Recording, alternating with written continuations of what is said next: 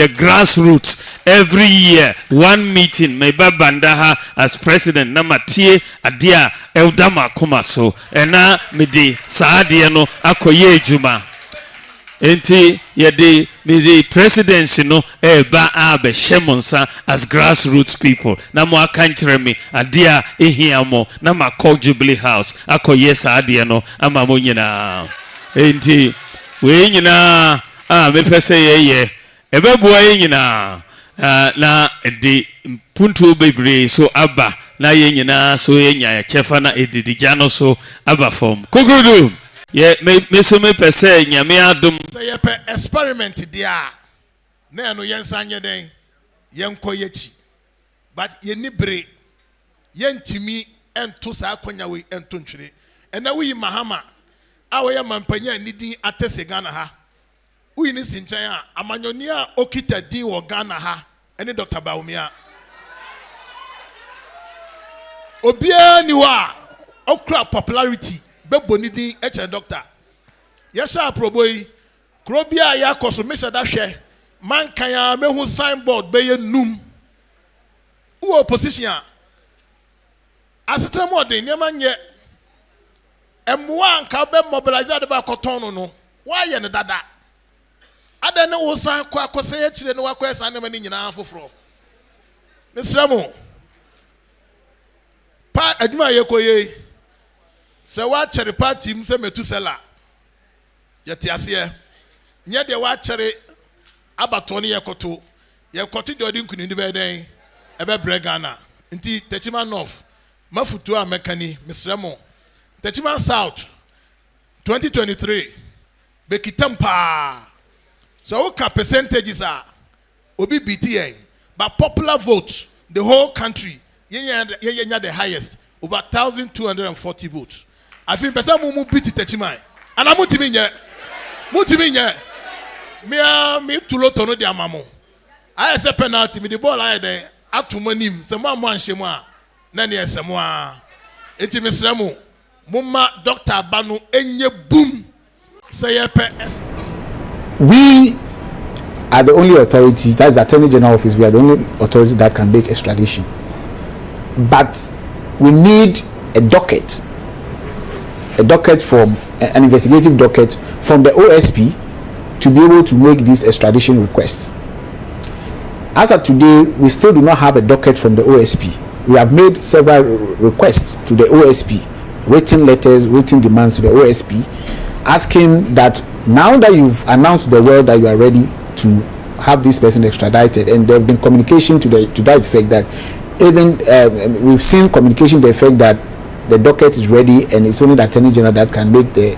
So we have been asking for the docket for a couple of I think about 2 months now.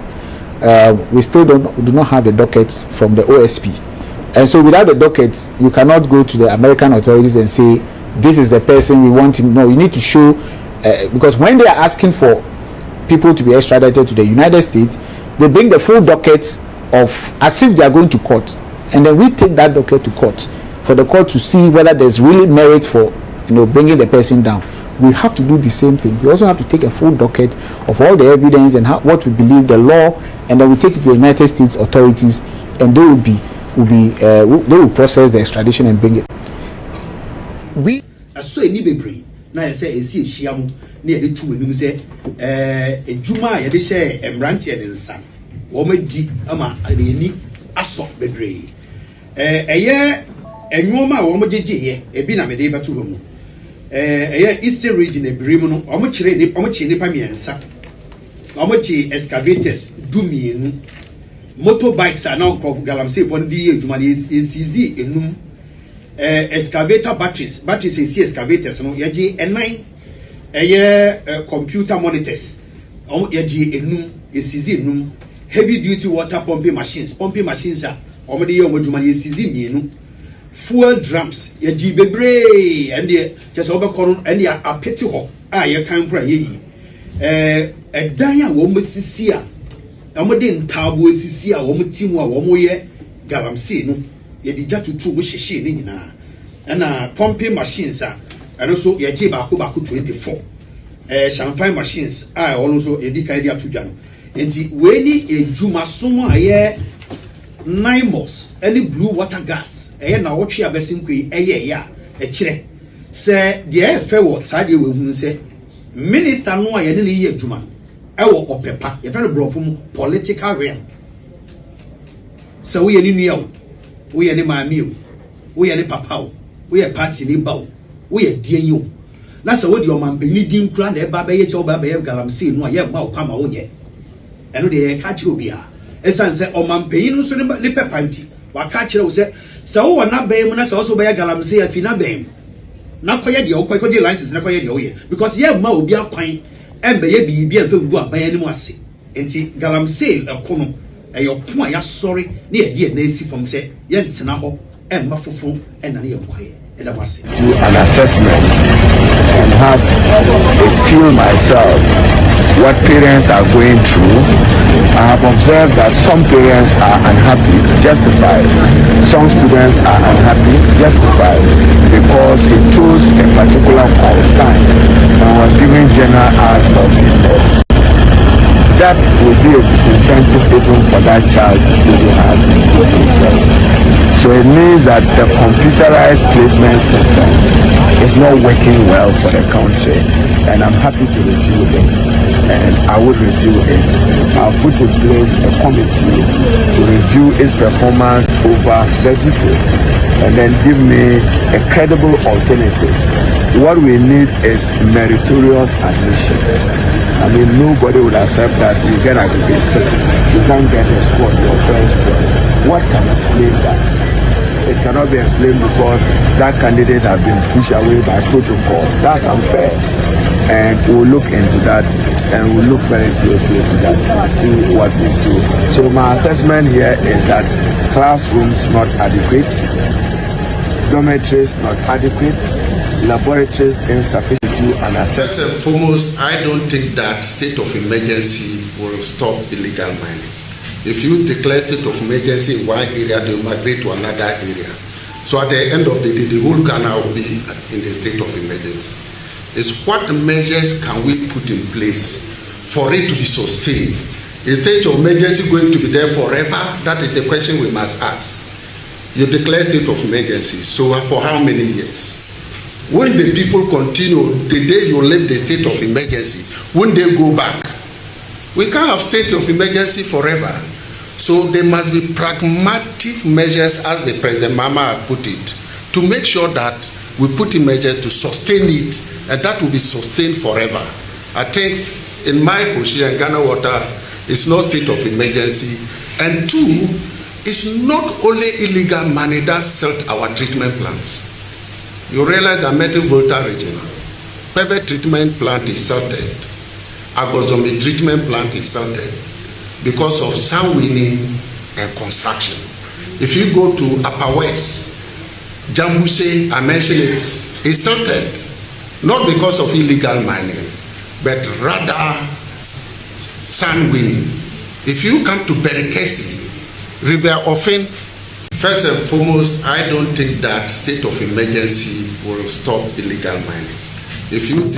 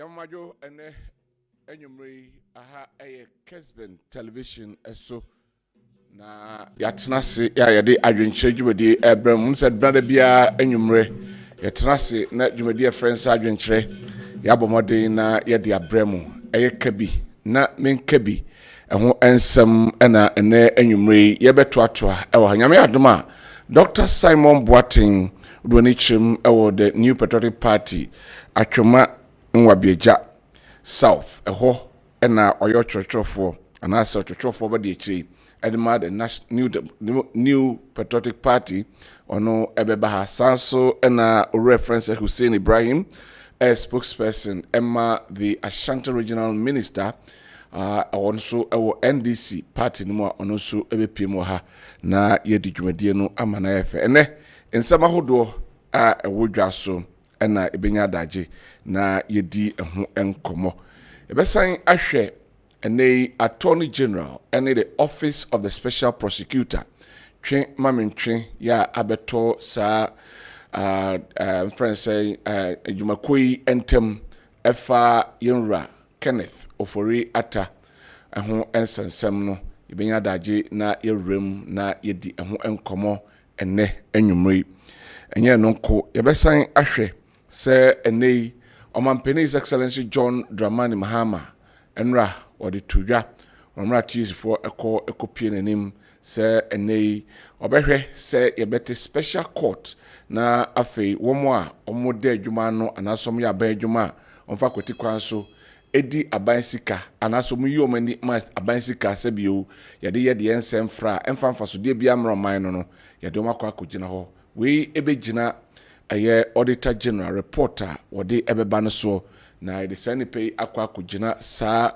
asani biai na yedi won asem na no ayensa na ho asan ya sotwen ede amamfo a womo efa kwanbone so efa abansika anase omo yomani so me adwuma mpanyifo omo yomani ma abansika sebio esai kwano adonkwa akogina ho na yedi won asem ubekaya yase report echese ohwega na hanoma sika enam kitashe ene proyeso essay ekonkra no o kabuma na chese America dollar no 12 billion ena kabuma eko na Ghana yetempentekwa eko IMF eko je 3 billion dollars eno kra no yechichem ena ediama na afi baako omaya yenisika etimi ehwere sika twitwidie America broni dollar 12 billion dia na omampeni ensama woka no na ne kwan so ano no se enei se obeti special court na afei yede amanfo akwa akogina ho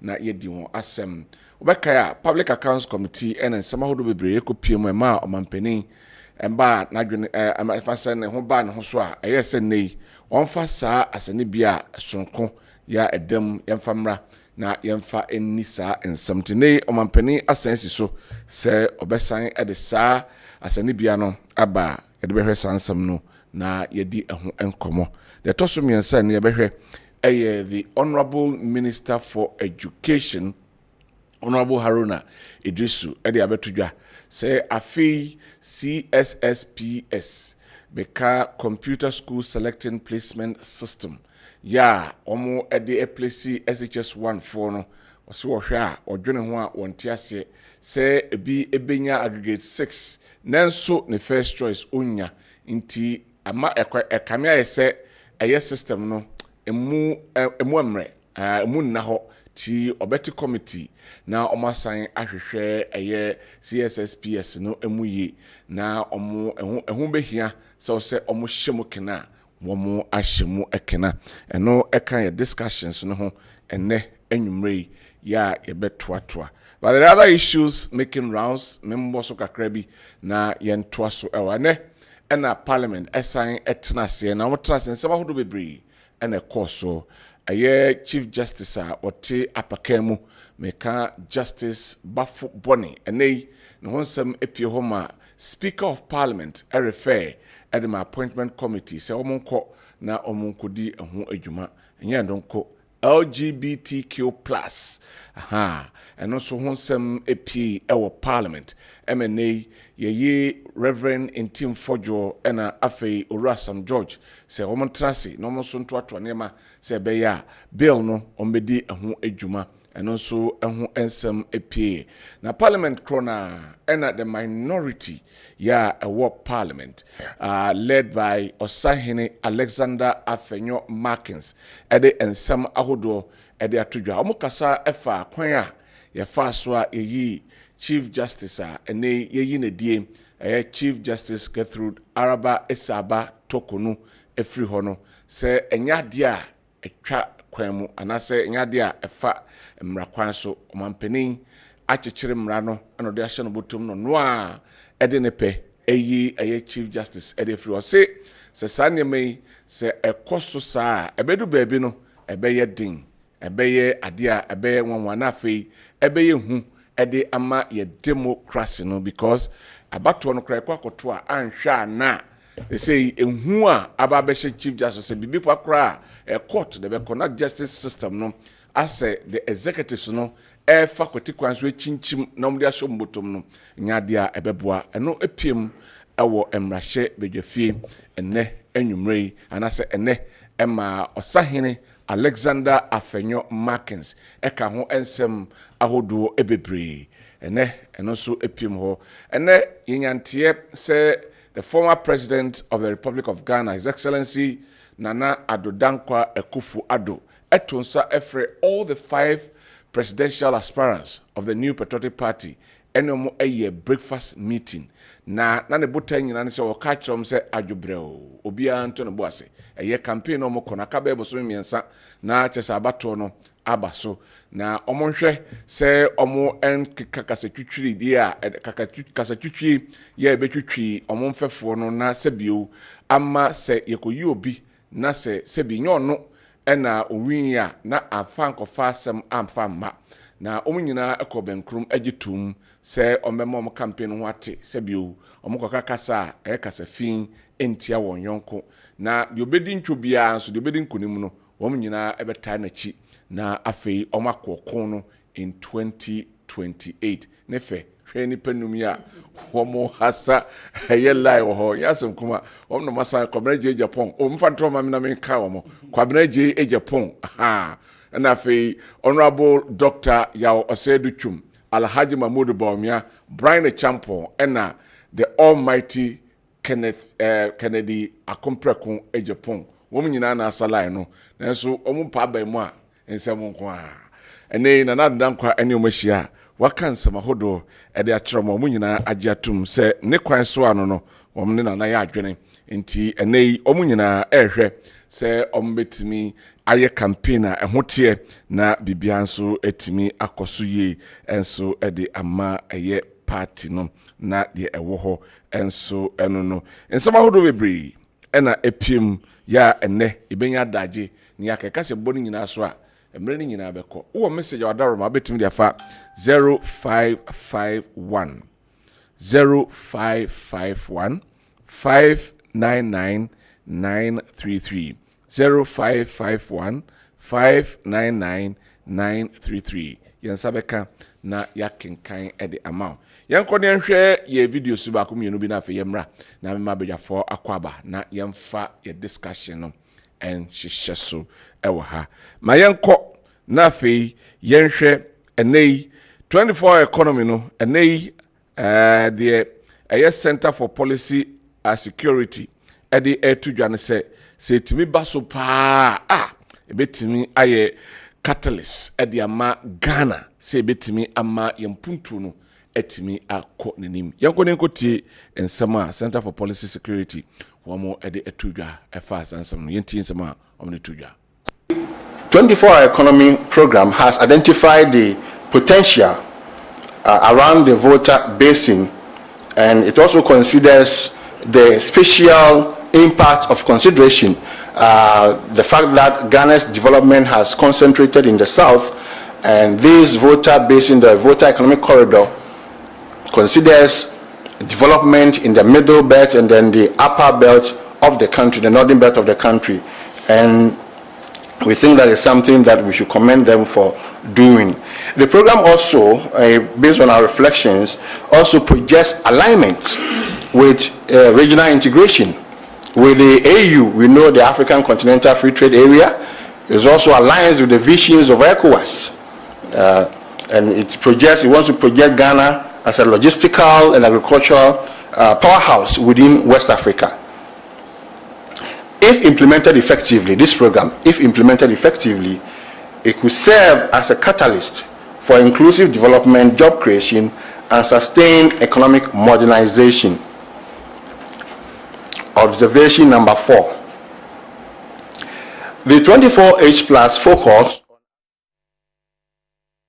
We a Center for Policy Security and omode enchimu abadi enti oboka se 24 economy no se etimi economy pa Ghana yebedi ye nanso ye hwese de implementation no ebeko ehonsem Nana Akufo-Addo nei Reverend Intim Fojo akansem e de afa 2024 elections na MPP lusu ye de okenyina ne se de mom lusu baako ene se nei LGBTQ+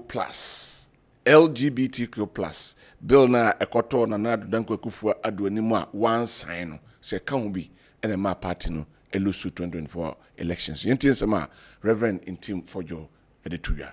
Challenge. Even when I was Deputy Minister of Education, when my government was in power, I was very bold and vocal every stage of the enactment. And even when it was passed and the bill suffered legal challenges for which Parliament could not transmit it to the President, I was bold even to say that if these obstacles were removed and if President Adwenkyere Akufo-Addo had been able to sign this bill, it would have served this nation a lot better, and it would have even enhanced the image of my party. And I dare say that the outcome of the election in 2024 would have been different. It would have been different.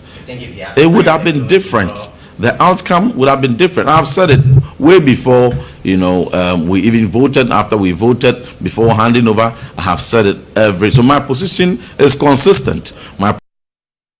We a Reverend Intim Fojo Ubaka LGBTQ+ oni references some Jata George de nyasem kumakura eno nsem na ode atu edwano yemfa eno ensi ho na mema bejafo akwaba na fe yemfa yen nkomodie no enhyehyɛ so. Hussein Ibrahim a spokesperson and mother Shanti regional fencing minister ewo NDC demo. Hussein boko de Mada bojom na moja redia furusani die nyankopon adom bibia boko pa. Okay. Saso ena miaminia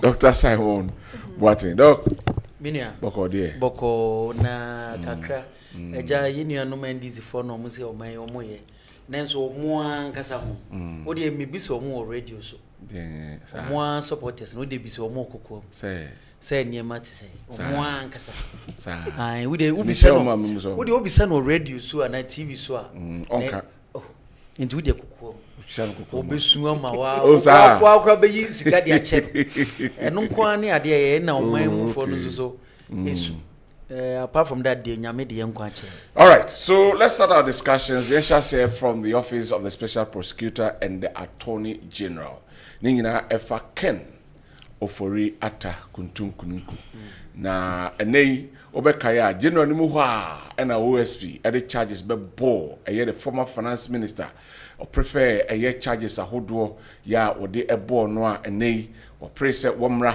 na yenni na asema se ontoto na no papa ya ma emo declare fugitive chiri papa ne bai ema obusan ne bubusan ne chiri osan kwaso kohwe no wade osan ma ne bre se wonsan mra wa ma emo declare fugitive enei omo se omo ekope extradition we na omo kofa papa no e de aba nra na attorney general eba bontin ebe ka se doctor omo betumi process se kwa kofa yenra ken oforiata aba no attorney general de ne friends OSP e de ne wo china ebeba emma nti as of frustrate system no kwa mbefa so kwa kofa no aba anche ena OSP de krata 4 page document eba bontin trim Cynthia entisa almost some of the charges have counted so nya botre na omudi ebi bono and sana docket no ababwe mama Shasen free Hussein KOD. Let's look at this issue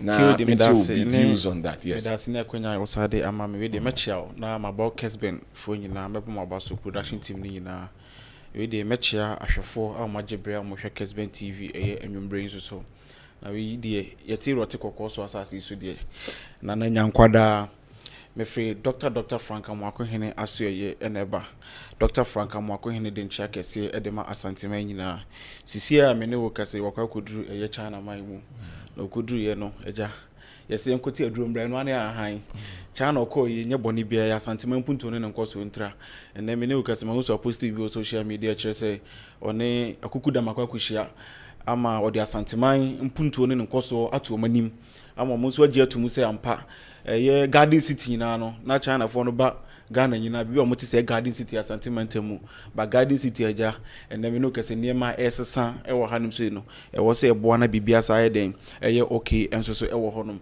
ba ke odi minim de nti a minim say nde ko mba o doctor na no so ma o da bi na doctor o wo minim de nti a oba nne da sama no beka onya hwen and then niema mu koye kama is o feeling the car first no feeling the car and then fuel bo aba form o compare ne time fuel to aba form kukuo mu ebusamu amusu na bi ono se sia se kukuo me ko hwe ne car wa fele me ne ba so ate ase enti niema ye de ekoyi me ne wo kase KOD nya me kra na me kan we si bobochichi fi so ase be ka cho so de ntema wu a ye ndi na chinie bobochichi fi MPP ma wa be ka kire se yira Mahama mamu idie in fact ekoyi papa Ghana for ebu adwo yewra chairman sabo so o say economy no oba inflation na bibia da ye o say NDC ye de na better than MPP time a friend is a debt to GDP MPP ye de na better than MPP for the wa kan ko kan even exchange rate or kan ko kan even interbanks so ko pebble sin bank nyina wa kire say under NDC no ye de no better than MPP de o we no say gold board buy no gold board abeboa Ghana economy ni ye me no na first not criticize gold board but ne ra chairman sabonsu me salute you in fact wa kire say ni trima bo bill wo Ghana mamumu it na MPP fo nyina hu say ne e den koso yi kama o mo bo yabaso nti no minim de nti obetena because nya hwenka bibi ekoyi de man kama but ni nyina echi no MPP for the moon ferry obewa bitpi bi ayeden asaka KOD is it Ghana adia ha Ghana pa corruption scandal okay and I say ya koma corruption no are part of politics so when you bo politics pe ade obia perception na wa bontin say mo you corrupt to the extent say omo ye adwuma kura civil servant no krampo no enso kura kusua sa ye corrupt kura chen politicians okay said them cannot just say enti die enti na oman yam find ways and means na yen yi sa niema ni mfiri honom because afibia yekope bosia yekope bosia na ye scan ba ni aside den ye create ni a loot ni a share na OSP you reckon forata ye nyine wo Ghana hanim sei Ghana ni bia nim sei Iraq frata nkwan de wadi bone Ghana ni bia nim including MPP over 80 MPs e ba bontin be ka chen sei Iraq frata Iraq fo ado pam no na se Ghana economy yesika sem bibia ase nyina efiri wono na OSP wo hwehwe ne nsem eja ye die mimi sei meti hanim sei because of say OSP honiti no me mpese meko merit na nkasa mu mo hwehwe nsem mu nsem a mo hwehwe mu no what declare nipa no so effective wabu ban wayi hu o mabio enti wo se bebia wo bia no yan hwehwe no Ghana fo hia no because wabo Ghana kro no wabo Ghana man no na abrantie antimi anya na adwen papa ya anya na adwen kro so beba Ghana me hu se na wo kasa no so osa oban no bisa no questions no sa call ye won ba Ghana o oban on ba Ghana wadwane wayi boom Omba Ghana swati ase because onim say oba sesi ya emra ne beso no mu but you see Ghana na nyina ye den Ghana ye den ye pe de metumi aka ene say OSP wa ba bontia be chichiri mu say new charges bi ho no ma mu sa de abona kan onya sa na wo kan yesra wo betimi a yes justice delay is justice denied Ghana fo nyina no in fact ye mpese enam de see abanda that time no Ghana phone ni gidie ewo this institutions mu afei ne yaba confidence ne say bank kakra trust ne say bank kakra ento betimi a onye ntentem na onfa de wo so ode ka hu bia no fa kan no fa koma age attorney general na attorney general so hwe so fa ndi juma because eba ne say dey say ye krokro de John nipa no mo se wabo oman no kro no wo bo oman no kro no wonya charges kakra de abo no charges na wo de abo no krampo no I think says senka ensuo nimu a enka won kase what declare no as fugitive say they make a note say nti nsuo na ewo mu kakra na ewo na nsuo na ewo mu fa koma no betumi afa koma no o so wa sheda no ye sa na well me de sisi e ya make say sisi ya make say me nka se wa sheda na dwuma na nso ani me nka se wa sheda na so on sheda in fact nipa bebre na se na dwuma nso ani MPP4 kra se na dwuma nso ani NDC4 no bi mu se na dwuma nya den enso ani but on kire ye bibi na yen hu ni se NDC na MPP nsem amoka no enya no kore on fa sa case we enchire bibi ne hu ni se nsem a both political parties na kafa no nya no kore onye first don ko submitting fa mo so ma trauma no kwa don submit because substance be animo na merit be animo a enka won fa hwe so and declare as fugitive say they make what I say bibi wo mu so fa koma no na agents so hwe so na on fa mboa because corruption scandals in the doors we ye baako bebre na eba on say people for no mu dware corruption omunum corruption omu nante kura na we nante na corruption nante na ya bana say yes the operation recover all loot ye recover loot no kakra and say omu tonton ye gege aban say nyina ye gege ye recover ji sika ni bi demand oman no na omu so omu di boni no to the extent say what say ye punish omu na serve as deterrence to others no e what say ye pemra kwan so na di omu ye den e fa so ntimi de mesre OSP ye mpa excuses bia onyina nana so no onyina adwuma so hwen so no ntimi nya adwuma no so a wonja na adwuma nyina nguo niema nipa fo from beden embe ye adwuma no kakra metimi aka fa OSP de no right memra Dr. Simon Boatin ho na afi minti ono so the view.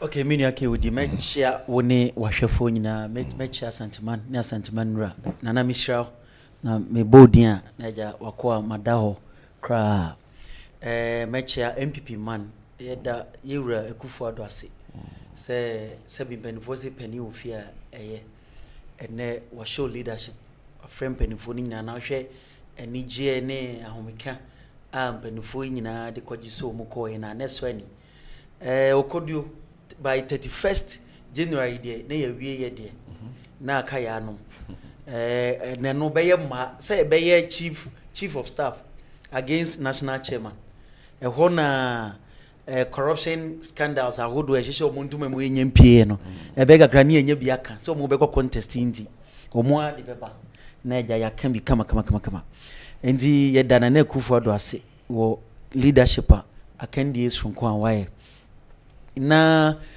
Yera Hussein say ne boss a regional minister ko China e man nye social media de keke me support me Hussein on ne boss I mean young guy efe say dia kunwa ma but there is social media nioma omkeka ni nyina no ye nhye da hu ade bi omo substance no na aye letters woni any came me ye nyina any pictures omo ba ya omo kofa tax force ni police for mo betwitwa ma ya so mi ene fi egu kejetia ahai ede na asesa omo ye se me no tena aka say your friend is saying sa soja nioma na ye de solve problem e wo democratic enye yi me no tena ha kan task force ya no de sama me think am here me omo state waste stewards omo de me ye ankosi hwe because the political nature is very complex. And there are people that was audio mudijuma. I mean, nim danger politician tes adi mayasi. Regional minister cha picture ye social media ni omenyina. Wa unse nana statuity. Wakojina ho I cha picture ta, I video da. Wo ho amana ne down. Ke odi ukura osun we ukojina mu amana ne be me no. Keje ti aya o Dubai enimo ya ye twa ye ho run about. Opa omunko gina ho enye social media videos ni bi. Na senior wieye ene hu chale se wa by 10 months ene wu ye social media na ye na crowfro market wakodo ho ai news wo de say ye twen next year na 2 ye nwie ya se ye behu ene mo keke kane ade nyina no ye behu. Now coming back to the substantive question ye OSP ene attorney general ene Yera Kenoforiata you see, like Hussein Khan, corruption there, how my way. In fact, World Bank estimate corruption a friend is in Ghana, a cost of Ghana, at 5% of our annual GDP. In fact, 5% of our annual GDP, no, and no, no, you fund the local government. So, mobile and omode kakra account, but 5%, and you fund the local government. Abesi Ebrahim. And he say, if 5% of that of our annual GDP called private pocket, so there's a na a idea was a idea near ding, ye day and what ding. No, because it me corruption, it me co proya or money becononym. But you see, in the process of fighting corruption, fighting corruption. No, it requires a man is so political. I don't want to say political. It requires a man is so capricious. Into me, baby trim. Political, ewo home como who corruption. Nebra obeye odibeye NDC ni MPP no. Yes, I pet name who's a case in English baby. Anytime bia ye corruption. Ye be no NDC MPP semono. From day one, Monsieur Gosi Hwe ampa zo Gosi Hwe. Ena obi ko corruption. Nese manu broni se mani so capricious. Mr. Gaze, me ne wo personal scores bi na menye 2 million na mpese me de 2 million no settle. No eno so me hu se Gosi Hwe from day one January ye discuss Sadwe studio. OSP. Or no declare Yewura Kenoforiata fugitive. Na minia Hussein kan say me say obie nim say Kenoforiata e corrupt. Sadin the evidence was not established. It's not established. Yeah. You can obetima ka say obi a corrupt abra court. I declare say any pan say or a corrupt. Who need evidence bia we see ni pan e corrupt. Enti ye body pan su like ye say nipa no ansa na chire ya be hu say ensam na ne ye ka fa nipa no enye papa ebi na ye nua Hussein nika no MPs no omo anka say nipa 80 as say no omo ka say ye Rekufo Adunyi Kenoforiata no omo anka say omo nyini nti we corrupt omo so omo nyini because at the time the prevailing conditions economic conditions no name favor intienses na Rekufo Adon say saninsa but not on saninsa because we corrupt but from day one who OSP posture now no cramp or no with that expertise no legal expertise no e cry yes anyoma no declare your friend say Yewura Kenoforiata corrupt said they will say ni and nunti now to music enkosi hwe na wo hwe anytime bia OSP ba bontin be kasa fa Kenoforiata you know now wo hwe the body language o kuma o man nya wa personal scores but wo hwe the body language what means oni Yewura Kenoforiata or personal issue bia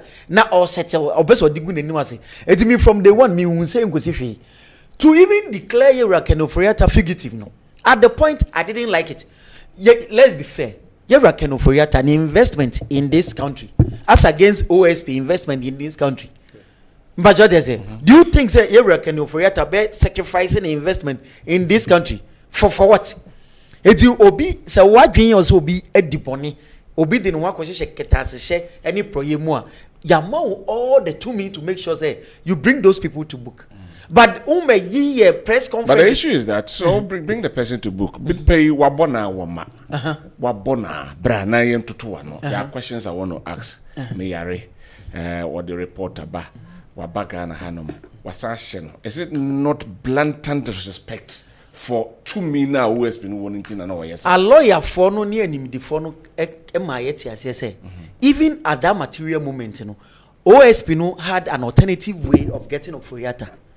And now we are in online it is a now your friend is saying OSP people say to Kenoforiata no it is going to mean to tunano because him the phone catcher say nanka wo OSP or other ways and anko beti media to Yewura Kenoforiata no now akwa babesi say a month for call is na Yewura Kenoforiata na mo born na senu enum no e die ne kosi ye afa the attorney general so catcher say oh ebo say the na OSP ye ni nyina na hwenim Samunoka. Nanya sa noka. So docket no hwe. Na the same thing. Na docket no nsem mo ankem fa mai. Enti by that is by extension and implication in teaching say we are the friend implication of what you are doing. Enti by the implication of the statement of attorney general ni say the OSPA ni na docket na empty. Eti sa case no oto aso aye nkosi hwe. Ampa aso nkosi hwe because from day one sa na ye na the same process any procedure na attorney general no so ye. Yes, because oba ye nyina no o de na adwene bu se obi e de ne ho akohye kete asehye ne proye mu a na oba be ye press conference enipa we ye kronfo sa na attorney general ne so aye o na wa ye sa de na besine e ma ye hu any substantive issue bia na omo ye apart from enioma ye to that political dimension omo hu se oman ni mu ahitia na ye ka bibia sema no ma sheda ko che political figure bi they said na omo de ye wuntimi o say na the galamsey was at the apex of discussion. Now you're discussing Galamsey, the peak of it. And the best strategy was to arrest one huge political figure. Then also be topic now cancel Galamsey. The same thing. Among four shots is a mujai Galamsey as some can even issue no as say through the apex no ye jai one some can. Also mujai mopa yensan raising issue about Galamsey and some economic issues be a hit omo obonzo mesa kofa untimi ana nipa foforo na be topical. That is the only strategy. Apart from that, from day one, even from me layman legal perspective no me hu se nyoma bebre omo ya nkosi hwe because politics fa personal issues fa and your mining interest na say your mining interest pa na say omo de omo ase omo de omo akogigi ketase she proye ne ade no yetu ase apesika mo miner. And your posture manners and kedi. You don't need to come and tell us what you're doing. We only want to see results. Okay. Eba na say a nipa sumesi or court. And now may a press conference cry. And at the ebetia ni say TV3 4 and a Kessben 4 and a Joy and a Kessben media. Aba bonta bega jezo. Ya di nipa sumesi court ya chen ya de ne ko prisoner. And a Kessben are breaking that news now. Sabinga nipa ye uno. So you don't need to come and tell us this. But we only want to see results. We only want to see adena enunti edu akota na say ye no. Eno ne pesa we. You see say na djuma no ntimi no pesa odisha ehumni aham. Sana wo. Na so basically sanity because say ba ye na watima ya. We don't share your friend say me friend say light basu. We dey mama kan say back. Omo ba ye na ye dum so yi. Ana eja energy minister kasakasei. Did we need those speeches and those we didn't. And now what they mean cannot light nisi suka cray. Energy minister ye ne kasa. Obi adanya ne who say light is so we only need result at the point na doom so no wo mu no. And na entasentase achi minister ya de bia no obeka de enimu na we ayira na we awieska. And now obi danya ne who say light nisi so no. Wo hear explanation bia results na afefe like somebody will say. Enti attorney general de me hear ni say yes obi awie o man sika de ne court. Ba say wo ba be press conference no say nipa no benifo say ba bia em say yes say koduru ni ent. Maybe antwa koduru no ensign ro. Wo be say nipa no afi wo be kom te say de ken oforiata de ya docket kra mu ni bia ya MT. Untimi ma bontin meka say bo me na meka say ken oforiata wa bokro no but enye no kre. I mean, these are some of the things as politicians we should be very careful looking at your political dynamics. No, echina your way the next day another person. One year bedru obisu no na odi diwa na enye papa. All right. Medas. Thank you very much. Me kind messages in the kakra na fe yen twaso ewa ha. We esi Benji ewa mfensi seria ose fantastic show. Keep it up. Good work. Greatest honorable wisdom ose buama okumkom MC Atwoman Wabeja South.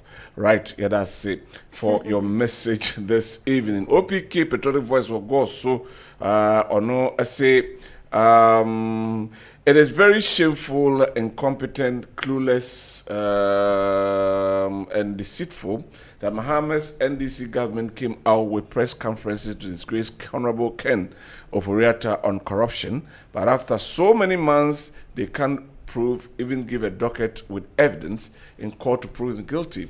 And a bipartisan committee must investigate OSP for squandering taxpayers' money without Ghanaians benefiting from that office. Mohammed NDC lied to power, and now they are reaping what they sowed. As the worst government in the history of Ghana, with so many hardship on Ghanaians. So let's resist the oppressors' rule by voting for the MPP with Dr. Baumia as a presidential candidate, as president, to save us from this bad governance. Okay, OPKD, ya ode abrahing ene enyumre eno no. Teacher Bonti Ewo Asante Achimofo. Good evening, KOD. Big ups to Nanado for talking to the aspirants. My regards to Reverend Ankamanya Nicholas. All right, thank you very much, Teacher Bonti. Good evening, KOD, and your panel. Okay, ono essay. This is Andrew Boatin Penteng near Kodie. The inconsistency in President Mohammed's fight against corruption is too glaring. How does he explain his willingness to leave cases of corruption against NDC members? Are those people more Ghanaian than those he wants the law to deal with? What sort of discrimination is that? All right. Ono eso edie enonom. We essay from Almighty Crocodile inside Asante Achimofo Agogo. Is this OSP serious? The man is confused. I greet 2028 president, Dr. Bawumia. Okay. I wonder why people still believe that there is a 24-hour economy coming. I become very sad when I hear intellectuals and prominent people believing and talking about this. Who are they deceiving? Let's get serious in this country for once. This is what will send the NDC to opposition. Kwame, Ewo Takwa. Odiwe Abre. Teacher Eric, aka Obiari Hiska, Mansowa Tresosi, MPP delegates, let us vote for Dr. Mahmoud Bawumia because President Kufuor went for 2 terms, former President Kufuor went for 3 terms. So let's allow Dr. Mahmoud Bawumia to lead the party for his 2nd term in 2028 to be our next president. Please, what is new is NDC? What new is NDC doing to stop the Galamsey?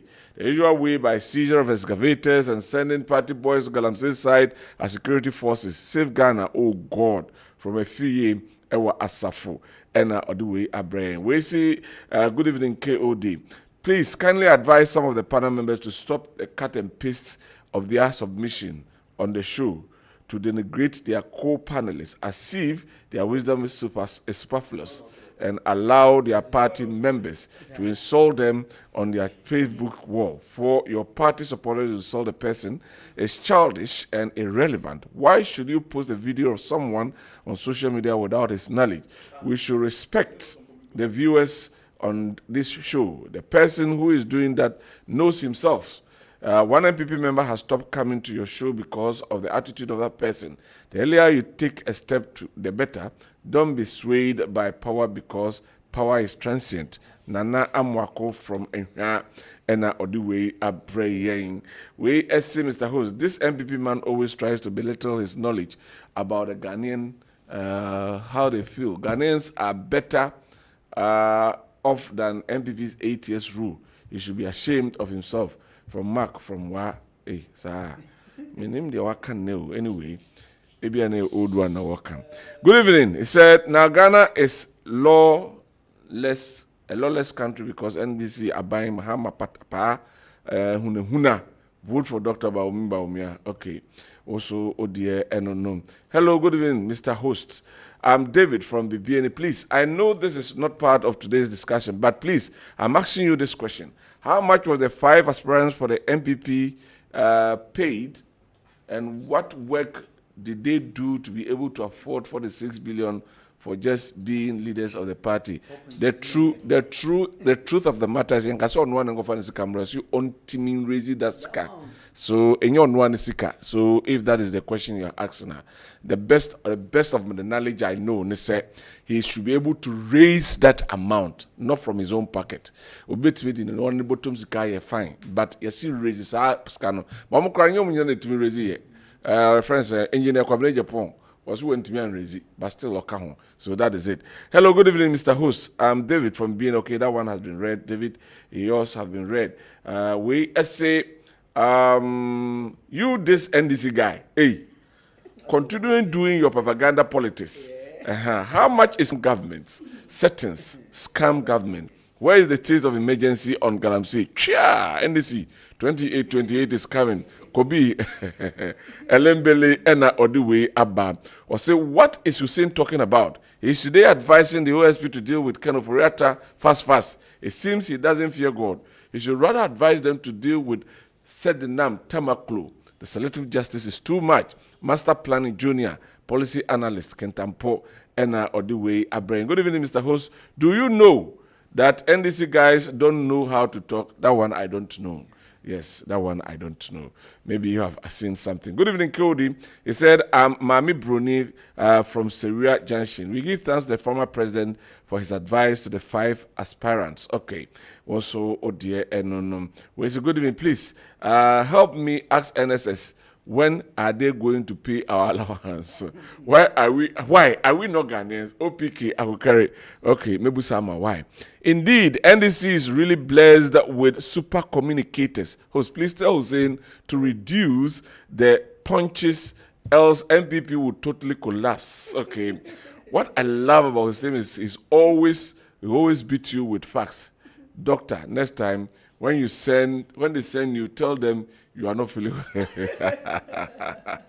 Anyway, so that is that. The rest of the messages, I'll come and pick them as and when we go. But let's move on to now what Rebecca will be about. Mamitio. In the dark. Yes. How? He was shooting in the dark. How? Number one, I'll say Dr. Frank Amwakohene and Kinzuba, Kumasi Mayo. Kumasi Mayo take tax forces be a mobile bomber before be a sumu. Minim say be video be to that effect. Say tax force be a call yama medium form my bomb sum. You see MP before side jandam we chum to jai men yes are dog. Number 2, or say OSP no. Your friend is saying a Juma OSP ni no. Ono who is say time of declare as fugitive. No any can say will declare no as fugitive. Again OSP no so no. Ye who is say. You bet me na kwan bia ebe fa so na yenya Iraq no forata ne na di nkomo. You see Iraq no forata okosi de na ha no so yare. Okosa no yare. O kan Yura Victor Salome. Yura, yes, Yura Rollins, the deputy finance minister. Ono so no okosa no yare o. On kwan nkofo we fa no Rainbow Star e wo airport. Omo de no konsewo man sewo mo te otin sewo mu na utie mi yedie. Otin sewo mu na oxygen esi ni so. Insawomo na oxygen siniso papa we ewu ya na Yura Konufrata do no etwa ne de moja na eba na different from Yura Victor Salome intimi de meka kwan ya ebe fa so bi e de Yura Konufrata beba Ghana ma wa be gina mra nim bia no ye mfa no be gina mra so anim because ye pese pepe yo e na koso Ghana in any other case OSP nya investigation we nko na wa ye o kan Yura John Dramani Mahama kra o subjecting no ho to investigation meboa MPP for didn't throw at that time Airbus okay MPP for Yura Mahama Airbus minua doctor okotena se Yura Mahama Airbus Yura Mahama akoto Airbus ama ya set up committee de ahwehwe mu and throw we nyina mu didi to the extent say yenya MPP ni e ma de ko OSP ho OSP hwehwe mu Yura Mahama friend bi na Yura Mahama akọ no akoka nsem OSP fe Yura Mahama ni Yura Mahama ono ye former president or subjecting no to investigation. Emma ye we and Yura Mahama who so say brobe you are squeaky clean satame ye mo na mo yes anema no enti so onim say ondi boni bia na ombra because former president me subjecting to investigation as a scrutiny also you have to subject yourself to investigation enti yesra no ombra na fugitive ni de onim say isi onam abrochimamu. In fact, it's in one day pa. Obi obekasa no nya de no boa. Hwe videos ne ye nam wonam coffee obebonye easy. Nanti on anti talking cry so nanti efofro kra ka ho. Nti no ato no. Ye de enim say enim de ba ye. Yare anom so yare nyina ehu ye. Me ma ye adwuma hospitals kakra. Sa yare no so na me big bosses a o me surgeons anom ye sa cases no. Ye ma wa cha 1 month. 1 month de o so otimi so ko adwuma ye bibia. Kenofrata ye sa prostate in the man no and nem no kase no ato no ombra Ghana no be yi no ano. Thank you very much. Miriam say ne kasa wo say me boa say Kinzuba bai wo de abo ma me fu asum task force bo ma me fu wo say o de bom o de bobo wo say asumbo na me kan you lied enya asumbo mo refi say o ye ya wo say or yeah, press conference. So no, we are obesa bo kraka. Into a bobia soon. Oh, take your time. You see the MPP. The problem we have. The problem we have in this country. NDC for asserting a hypothesis that there be on person more testing and there be on some president. JD Magaji say a short memory. Okay, but what was one? Yewa asemo eba ma ye discuss radio TV enye anadwuma na asemo Kinzuba edit task force ekohwe mayor or no hwe anaso kopamo wodi may wodi okobo masum mesi okohwe omo wa man be no hwe man no hwe owie no no asa be ye press conference online no o sa be ye press conference ka kire Ghana for say odo de waba no de he's coming to use the military approach we are rough for bebo. He said it openly. Hey man, be so topical my discuss it. I said we need 10 months. 10 months no crazy no design. Hey, I didn't even say 5 months money. See I also just a Ghana for refi. KJT former. The results of me say a hobeti. All right. Obenya baby atina. Enye bro na obebo no no. Right. Thank you very much. In move on after yenhwe enei nipa do ekopiem ewo public accounts committee anim ene sometimes we so masama anu yom de be manokra no na akoye bibie honum. But Ghana has been in this fourth republic for over 33 years, and that's close to 33 years. Now, Obiba, the last time somebody went to the Public Accounts Committee, Obia Oye Juma Wewu, Omakuye Neye, na Busumi Edjunu Insia, Edasu Triani Pakronka. Omanpeniti and say what? How can we let a country move and progress in that manner? Enra wasashi mukina say or the special court ababa say beya such infractions no ombetimi edi na a deterrent to other people. Doc, my mission in February this time that infractions and the step of Mampeni taken, whether it to be a solution to that my friends of corruption cases a bit more. Once again, Ngoziri. We only need political will. We need political will. Okay. And yes, establishing this court anyway. Go did anywhere.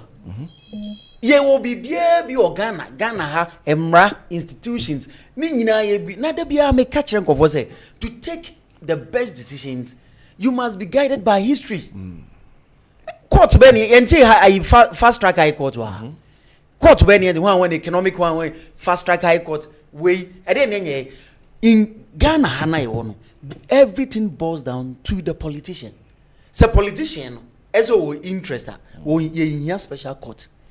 Because we are in this country where politicians have the power to even change the chief justice with the slightest perceived mistake. With the slightest. Say you're a JDM, John Mama, President Tukwen or then he did a chiko ye.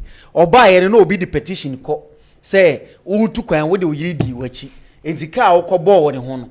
State in the born hono. Yenas of a new way. Then only a general to the year due. There is nothing a politician into me oh my. It is a near pass a beya and your establishment of another court in Guzivi. Because you are establishing via NCV.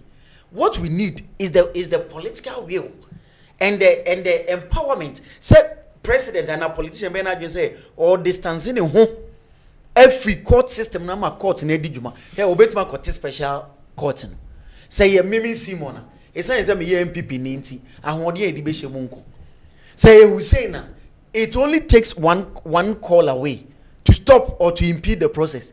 It is a court, and say the political will in you. That's what I'm saying. We don't need establishment of a new court of any special court. What we need is the political will. So what do you make of for a very long time? They be a Public Accounts Committee name, friend is saying Auditor General Eden report ba a huge cases of corruption ni China then Ghana continue to lose those chunk of money. Echo waste kaka. You see, I know Namidi can.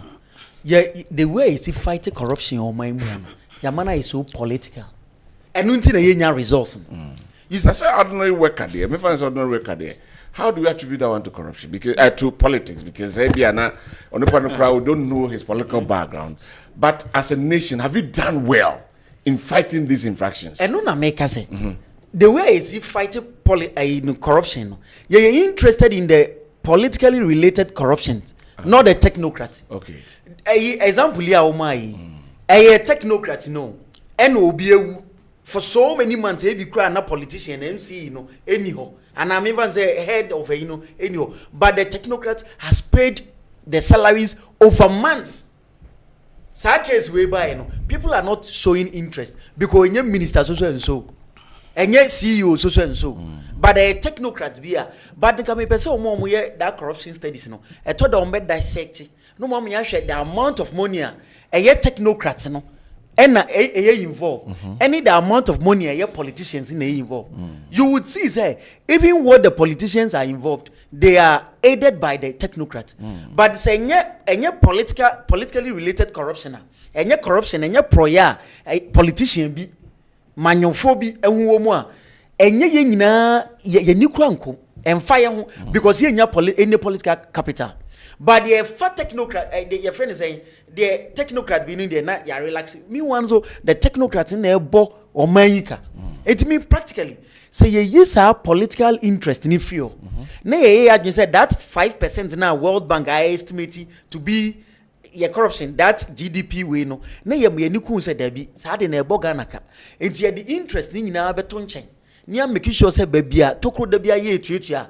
I think say we will do this country more good than what we are doing. Okay. Because me beka na say enwi ni me vote anya say emoga o man no. But say me ba bontin say corruption we say me beka and I esi na say enya ade e fa politician bi o de ade me kokan kra e ma me vote bia. Then the politician no ya ma ni tumi no any interest to him.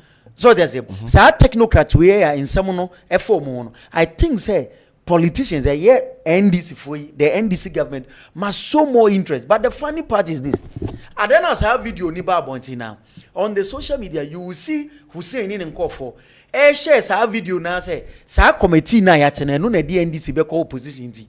Omuntwa proceedings ni so because in seminar e ba na no a public accounts committee no. Science no sa local government. Local government ina e ba bonti. People are sharing it. NDC communicators on social media say, oh, Sadiwe na president ama ho kwan ama omoye no ebegu because in seminar e bananodi na in seminar banano be dance ni say going forward. But I think that we should detach that political interest from this whole corruption matters no. Na yenye say ye ya mo man. That is the best way. Na de ye no na e score political point. Ube hu a whole attorney general.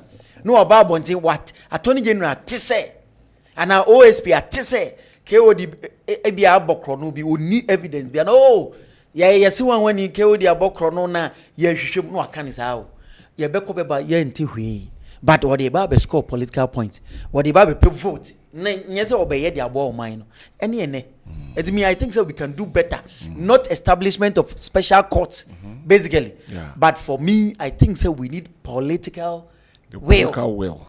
That's what we need. Okay. Say President Ebeka say opuni case no. Member court ne DS ase. Member attorney general enko file no lip prosecutor. But that is but me e sign say many wom na me pese me si proya no kwanti no. Court mabade me na me woso but mo nhwe se case no mo be DS ase. Na we the attorney general na ono ko brewu no so mpafin. Ono ba ye ndisi fo a ye se enkekan ye wo mo hu ni nyina no.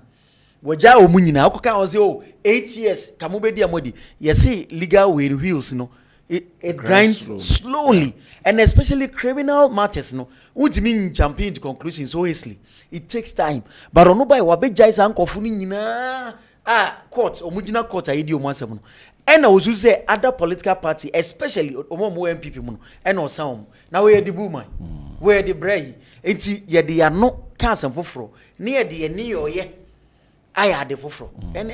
So we don't need any special never for infractions. Media me see one must be any deterrent as the president says. My main digress a bit as we makan ha na me say to asoka. E dey say galamsey fight here dey soldier for di animu here. What the point is? Engosi hwe because MPP buy ye yet galam stop Operation Vanguard. She excavators to the extent that at a point media no cry the goo.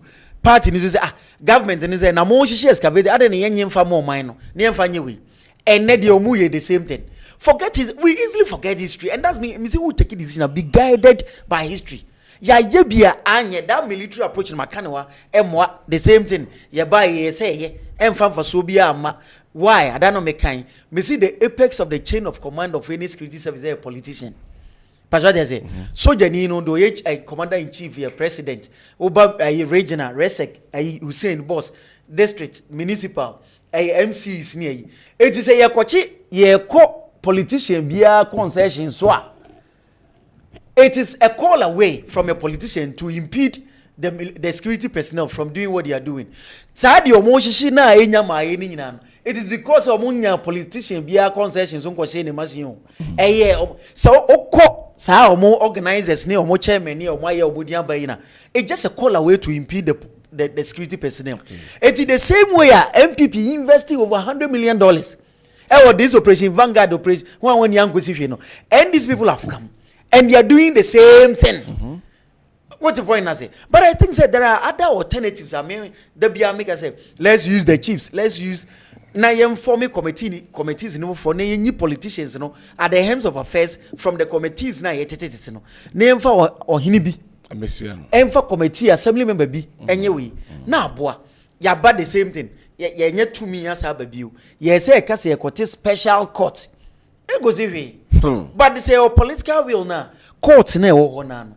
We will detect this political influence and make sure that they do the right way. So politicians need to call here. I tell you that the judges are ready to work and give Ghana results. All right.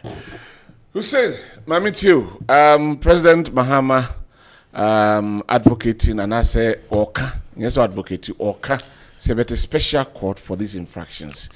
KOD. Yes.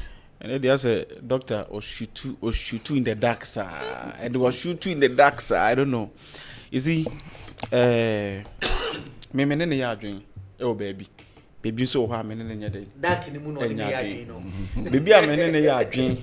And he say, e wo see sa niam no nyina kwan. And what the we need a special court for that? Yes. We need a special court. Yes, we need. Yes, make sure the intra. You see, MPP are buying. They be the same way maker. MPP are buying the bonnet and bronsam. Say ban is so more defending so or money more defense. Or make a fast surgery remorse maba. They say doctor no be jina ho about defense are fine. Yen net o kata hye ne proya 7 na ye kan. Infractions are cost you and I think so no onya on kan e bia auditor general report full one be that. So what kind auditor general report full one we are obehu die ntia Ira Mahama sufra wo su say yen establish a year court e hu hia. You know me nko akiri corruptions no okesika ye hwere 5% or say kwa high or say kwa would him say 2017 auditor general report by o kan a year page 2 table 1 Sika Ghana hwere for only financial irregularities in 17 billion 2017 2018 about 3 billion 2019 about 5 billion 2020 about 12 billion 2021 17 billion 2022 15 billion 2023 8 billion 2024 18 billion dollars or cedis. Cedis. Oka sika we nyina boma over 90 billion cedis. Sika afan kutuna say yehu bebi sika na ida afan no 90 billion cedis. MPP 8 years no. Say sika wo de quantity sika mu a 900 trillion. Na ye can say wo say ye pekwan e be for so asi we nyina no kwan. What han mu say ka say only political will. Na ye here institutions. Let me tell you something. Politics, governance and institutions eneko. So what inadequate institutions are untimi run wa mamoni yi. But don't we have adequate institutions? Meba. Institutions are one no. Wo de hwe o. Obi timi da asem kra court. Etimi di court for about 5 years, 3 years, 2 years. But say was specialized court for this particular way now. E be expedite niam. Am enim say we the auditor general report by na dey ko hanim say. They make cannot say. So we must do that. Say the infractions where okay page 4 of auditor general report be a bana table 2 no. Ore be ko because of them payroll alaji ba omi ya our friends and the campaign MPP for say campaign money obeka kire say o ghost names in every payroll so and the payroll kona auditor general report payroll ska mutu adema owufo e bi ti say dey na work no. You see enema we nyina enema ACC kohwe contracts kohwe procurement breaches ni enema ekoso ho ni e kan bibi say ni e pede e betima ya ye be mitigate sa enema we nyina what one mo say ka say we need political will Are you trying to tell me say Rakufo no any political will to stop financial irregularities na na cause auditor general report na ba ni mu ana?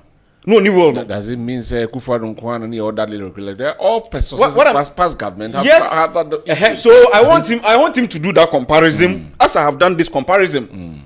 No one can share me. Because I deal with facts. For a very long time, 33 years. Yes. And the era Mahama who say we are not doing 900 trillion. And was established BB. Need to see we are not quite. Now I say what the special court ba. Me dem no say ko be bones him. And I say be no so himself the special court no ba. You ko file the general report for 2017 na ba be go on na ahwehwe mu a na prosecute mu na. No.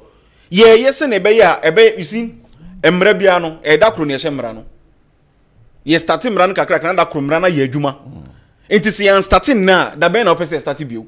And I can say ya large Dr. Mahmoud Bawumia na MPP abaya because honestly so solve problems ni nyina na na so musa to aba na MPP mo ba 2049 problems be na solve eni na mo jama Ghana na yakwa wonkyere mu corruption scandals na niema na eba ni nyina auditor general report be ba na niema eba na echese enyan nti mesrew me de me say John Dramani Mahama asema wakan obeye Ghana fofo aso onfambra na sa niema yekoso nyina no esuntwa again what shows MBA 9-day wonder MBA 9-day wonder yenya fast track high court yenya whatever but the problems are Ghana one those problems are still there enye 9-day wonder da enye 9-day once me catch us we a special court one case over here obesisi court or some be special court purposely for first financial irregularities are air koso e wo auditor general report ni mu.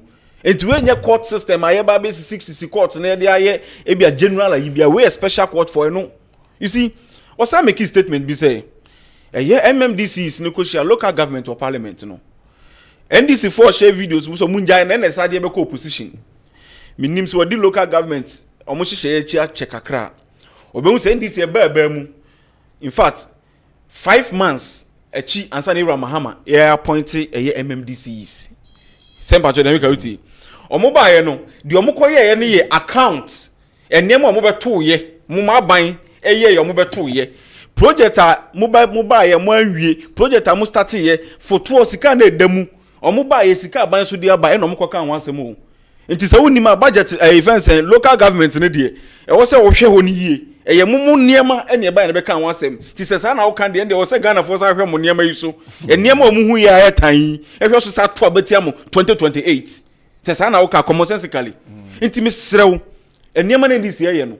Yenim de ye. Ghana for energy de ye no ho. Yenim se ye be Ira Mahama so be believe be fen legacy term. Legacy term ne ba believe. Enti ono so na de obeye e be mampa ni dimpa na e be ba no because you see dimpa hu hia che hunya. MPP for the no mu de na hunya ne hia. By dino and the hwemu dim bone a Ghana for the bomo. Enti me srew. Minim say special court no so de it has come to stay. Bibie no one my besi ano ekwan enso so. All right. Thank you very much, Mami to your doc. Ono ani nyamena me de statistics ne mano figures ne nyamena me de mano. Was it 2017 or MPP buy na corruption case in the amount of corruption na 17 billion. Na onim the anesi. This auditor general's report carry preceding years. It's not true. It is our report. Oh. Sa report na ya no de man. Sa 17 billion your more time. So you so ube say ono na sem no kind of ono na statistics no. 2018 it took 3 billion. Let's raise raising even a raising and raising through almost 17 billion. It is not true. Auditor general report whatever it is, no government whatsoever and bit me yin free. Fantastic. So that why don't you address the thing holistically? That is why as a nation. That is why party politics. No, so that is why me say me submission am I say yendi touch this political nuendos no and this how man it said you will see mu here and we have bokro no and say ye fa year on year omonya afa na 10 months opa ye mo next year ye metena ya na ye mfa na Akufo-Addo first year against omono ayi you see omono fabra na ya no mo yes I na ye buy no mo ani mo adwo na MPP the 8 years mo pa ye mfa ye first 10 months as against omo no first 10 months na ye hwe wa me ba just say even dollar no kwa na ye ka no oh don't go there don't go there your first term ye be fa do you know 4 cities 20 pesos as at 2020 no as at 2020 covid be escalate ni o ma be brain na ye 5 point something the whole 4 years omo no buy you know say yes ye fa dollar increment and ka we within this 10 months no pa yen calculate mbajo dey say even though mo timi atiso to some here there but eba omo no at a point say rising no ye hwe the way a dollar ni see rising now as compared to yen the way see sustaining within 4 years even not the 10 months we haven't gone anywhere and we know how they are managing the dollar and this economic something now they be omudi dwa yaso nti they should hasten slowly oni omu kasa no mo ye the 10 months aye no ye papa sini the mode your friends 8 years ni nyina aye na omo kanisa knowing very well say they want to work on the ignorance of the Ghanaian omo pa omo memfa first 10 months of MPP in 2017 as against omo no first 10 months in this period. It's not part of my talk. No. My time. My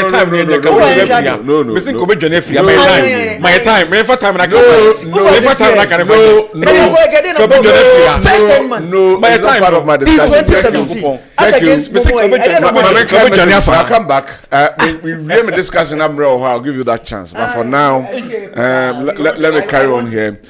He said, KOD, I heard MPP rep in your studio about OSP and AG issue. The same thing happened in MPP 8 years in power. That is why every government willing to change some people in their government. From Kobi, Asen Praso, and Oduwe Abre. Kobi was a mention anyway. Good evening, please. I want the meaning of capricious. Okay. Capricious. Okay, so I'm Poma Bibi any not the way Abre. Good evening, KOD. As the MPP goes to the polls for the flag bearership contest, I urge the supporters of the contenders to project their candidate in decorum. At this crucial moment, I'm of the view that Honorable candidate Ohene Ejapon is the ultimate choice to salvage the party from its crisis.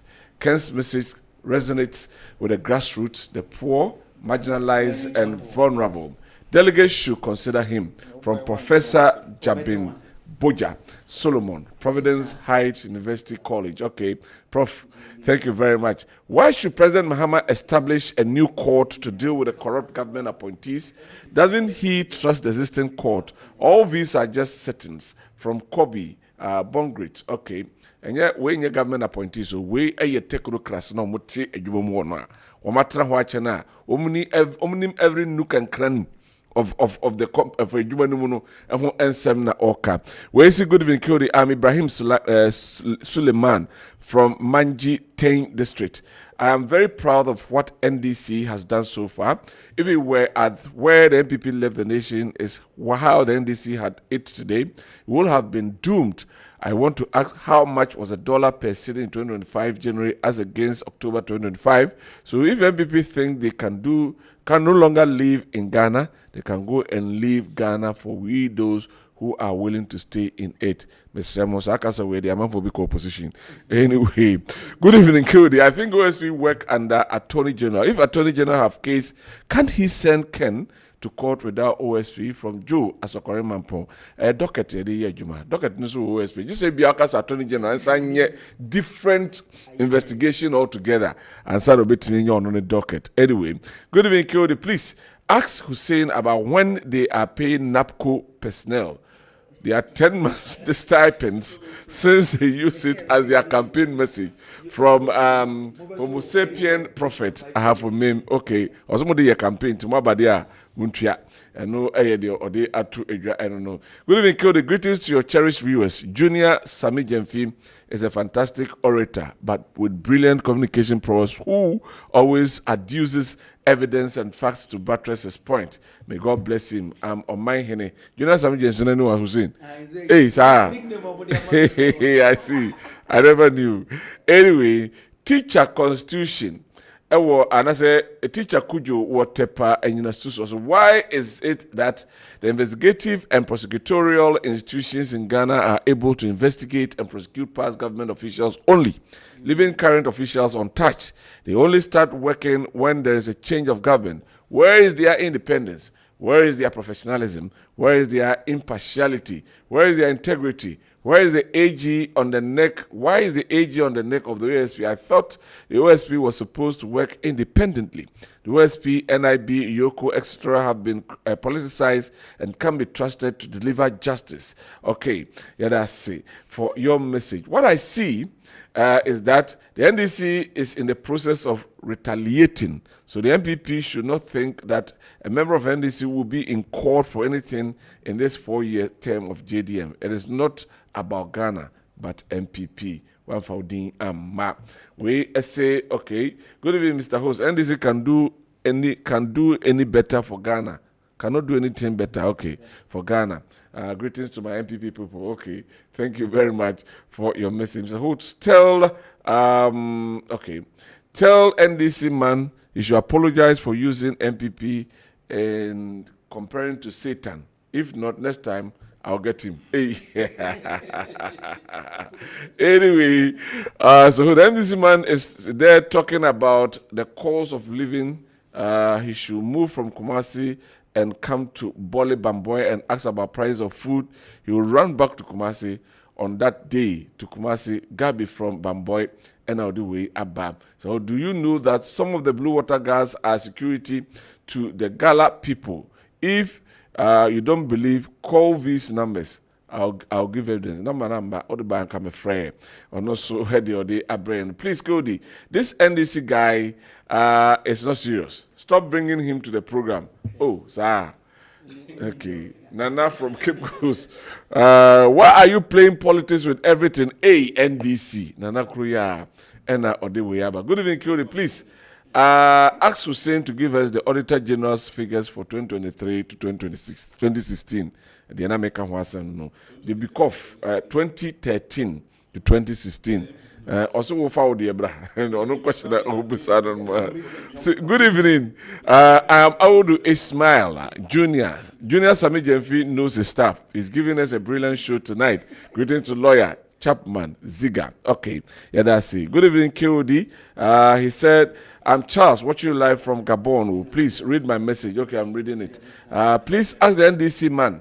The nation Ghana came to existence in 2017? Why always referring to the year 2017? What about the past years? 2012, 2013, 2014. TAB and Yebusao and then other pay. One message I'll bet me about 0551599933. You call that for MPK. The next topic, and then we discuss that one. And then the CSSPS and who abasem because the Honorable Minister for Education, Honorable Haruna Idrisu, say, Obaye wahwe jumana CSSPS no na wantiase the Obeti Committee na review CSSPS meka computer school selection program system placement system no ensem na papa eka oso wantiase so benya 6 na the first choice wa enya education. Hussein, does it need a review and now say enyema ena said you be a Muslim so said a year juma because a year juma for some time now. Meboa. How? And they say I was a previous one now you go say you use it. And me kind that was last year. Me offer sebako.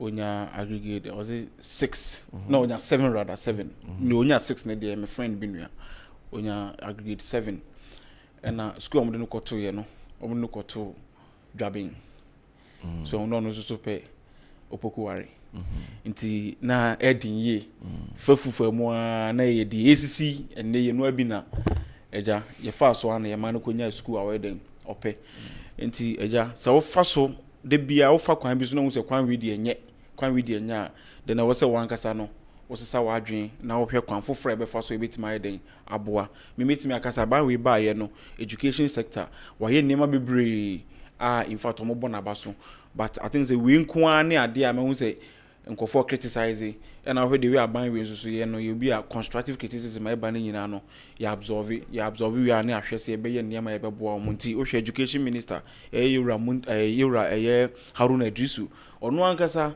etutu nanan ekọ suampon mu honom schools adan no mu ekohwe niema ekoso schools no mu in fact owie ye no eno no ahu say problem kese pa ena placement yi de aba nti ono ankasa nso ayi so be set up committee no mu de ahwehwem ende nyina ebo Haruna abaso because ampa free SHS no ye ba ye no ye ntwam MPP forecast ye betwa ye ba ye ntwam ende yenso so ne aban ye twa 3.5 billion cedis de ahwe free SHS be nsi da if is a free SHS ba ye no ende me no ka say nkrai school omudi aduane omudi o school mo school feeding ye di 895 million cedis ne ya disburse ye di amom ende what say student bi esu aduane ne ekom ho da bi ende me no ka say no fees to so we free SHS na no yes level 100 is abi to am na mpa omo school mu no 9 people for business e benya scan wo he and the estimate to am ama won na oma wie SS for free so no a on be ko university next year no aban ne betu anya de am teachers omo chenkra na de allowance nyina no omo ko teacher training na etu nyina de am 52 million cedis ye nyama kakra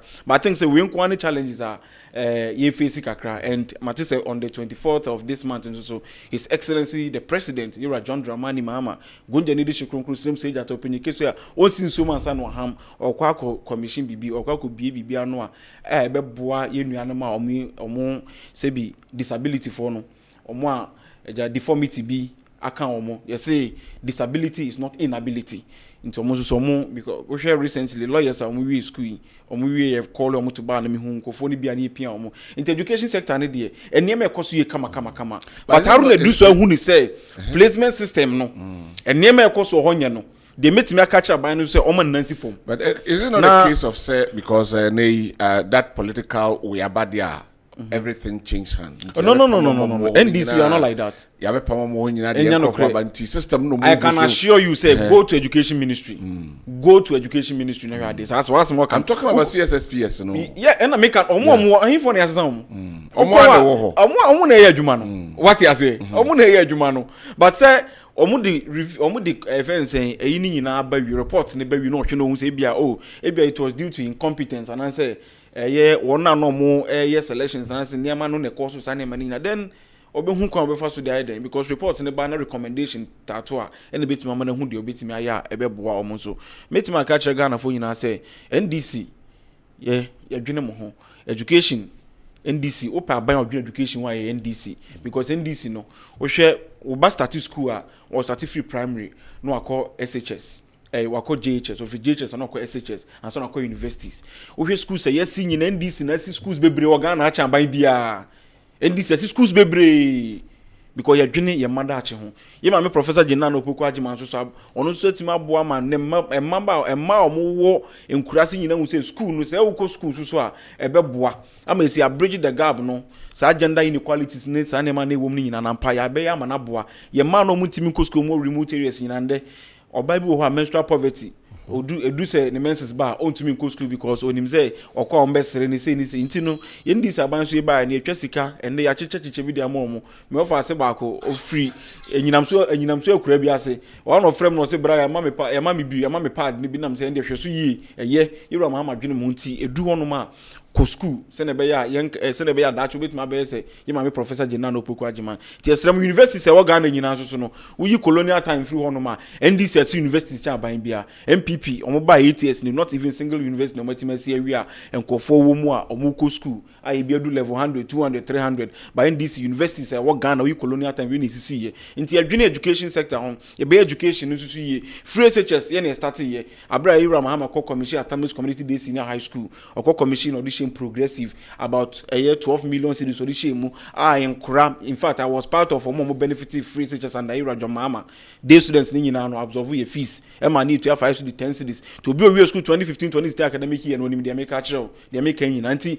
ya junior education no ho and then me know we can say after even free SHS no can say you free abamu na po call parliament ko ka say NDC eja omo ka 34 million cedis bi some are 35 million cedis be on free SHS. That should tell you say ampa NDC you buy any ye nema be bring education sector na dey NDC dey akoma so ye be so ne aboa ne ayi bibia se ne be ya ye man so daachi ebcp na asita e de ama omo. All right, doc. Minua ke odi. I mean you. Minua say ya na yes okasa em so oni ne boss nyina omo target audience on. Omo yo imagine say youth ndi omo kasa sa youth slangs ni sa ne man no mo view them rant here now omo we secondary school no mo ni oni ne boss nyina. But you see ahaya ya betina menim say mpanifo ministers ni mpanifo akese nyina eti. Enti ya na I have that thing at the back of mind. Because menim say pani bi sabi ohini bi nana bi ana chief executive bi eti ehwe. Enti yeah yenye very real. You see the problem with school placement no. Review ya keka no ehun ya. And this is a review. But say aye adwuma so for some time. Adwuma no obi na de buy sa policy no obi na de buy. Ode ba no ode nkofo for training. And as an no buy no ma be implement adina for years with experience. Nti uba said the area muntaka kan ewo ni say NDC for there obi kra ye lower ranker of you say the party abanity e was all the ne kwotena adwuma na pampem. Eti uba adwuma ma wo party boys no. You don't sack all the people with technical expertise. O see empamo. Who says he empamo? They are still I was there. I was the communist role last week. Who's allow him? Yes. Easy. You were be a friend Dilbert principle. Yeah, kind. Or say when it becomes very difficult to sack an employee, you push him or her to where he can cause less damage. But what they say.